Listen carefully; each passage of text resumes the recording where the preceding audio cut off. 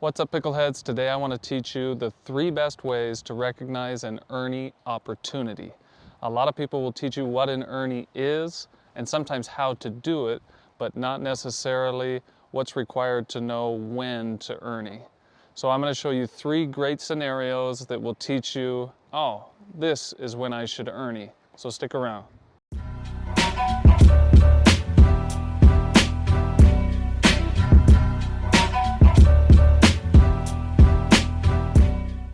Okay, let's jump right into it here. Here's your first Erne opportunity, or what to look for. So like I said, a lot of times people will want to hit an Erne, will teach you, okay, you need to jump the kitchen, or you need to get over here early in order to hit an Erne. But what are we looking for in the opponent so that we know when to do it? So for this first opportunity of when, we want to try to dink our opponent deep into their corner of the kitchen. Whether it's me or my partner doing so, we want to be able to take the ball and dink it deep into the corner. Yeah, so that they pop that ball up approximately here in this area. The reason that she would be popping this ball up is because it's behind her or over too far. That's a much more difficult dink than is this one right here. And most likely they're going to be looking down because they were here. The ball was dinked behind them. Now they're looking down and they're just trying to get the ball back over. Usually their face will be open. And so they're gonna pop this ball up most likely to you, giving you a good Erne opportunity. So here's a quick example.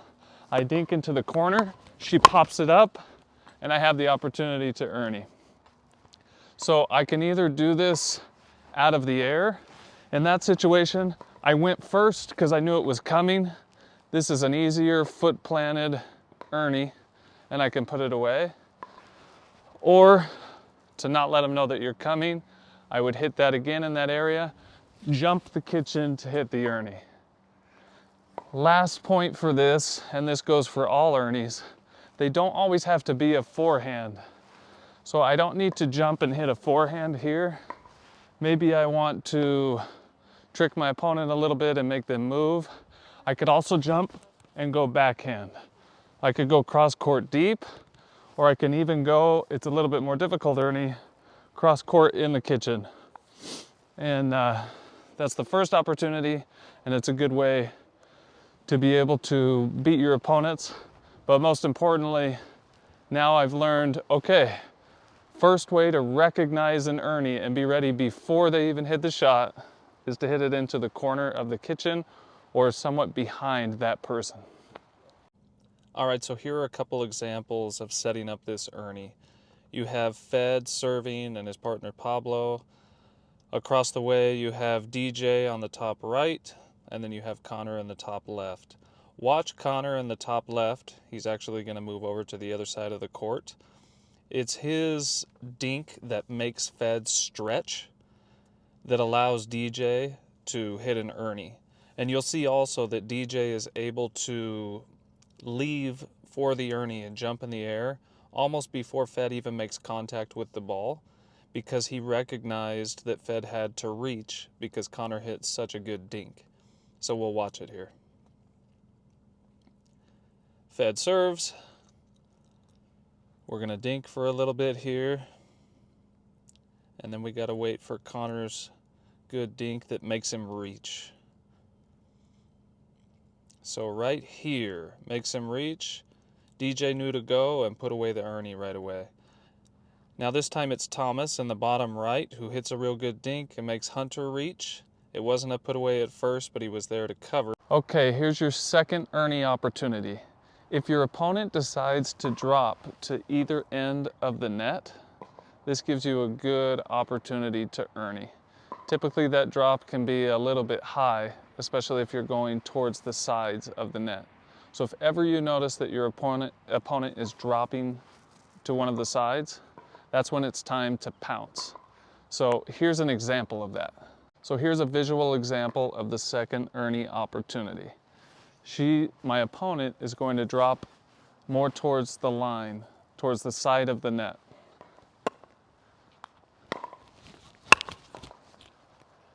And so I'm either able to take that ball right back down the line because they dropped so far this way, or I can backhand it down the middle, or I can also jump and backhand it right down this kitchen line at an angle. Any one of those ways works, so look for opportunities when your opponent is dropping out toward the side of the net, and that can work on either side. So here's a good pro example of Erne Opportunity number 2. These are the two best men's doubles players in the world. You have Colin Johns right here on the left side of the screen, and Ben Johns, the best player in the world, on the right. You'll see here that Colin makes the error of dropping the ball too far over to the side of the net. And so he's kind of asking to get Ernie'd here, so we'll watch it. So Colin whispers to little brother, hey, watch me make an error here and leave it up for Xiaomei. Watch Xiaomei in the bottom left take advantage of it and put it away. Okay, so this is the third Erne Opportunity. It's the most unknown. Basically, no one looks for this opportunity. And the pros that do hit a lot more Ernies and a lot more successful Ernies. So let me break down the scenario. My partner and I are dinking back and forth to the opponent, but me as the left side player, maybe I'm playing a little bit more court. And so the opponents might be dinking in the middle here, so I don't have too many attack opportunities. If they can get me to cross this tee, to cross this line here to hit a dink, most likely my dink in return to them is going to be to this opposite corner, because that's my easiest ball to hit if I'm reaching this way. So if you'll toss me a ball right here, as if we're dinking back and forth, when they eventually get a ball over here to this position, a little bit farther over, sorry, there, most likely my dink will always be back to that position, because that's a much easier dink for me than it would be to pull it all the way back across here.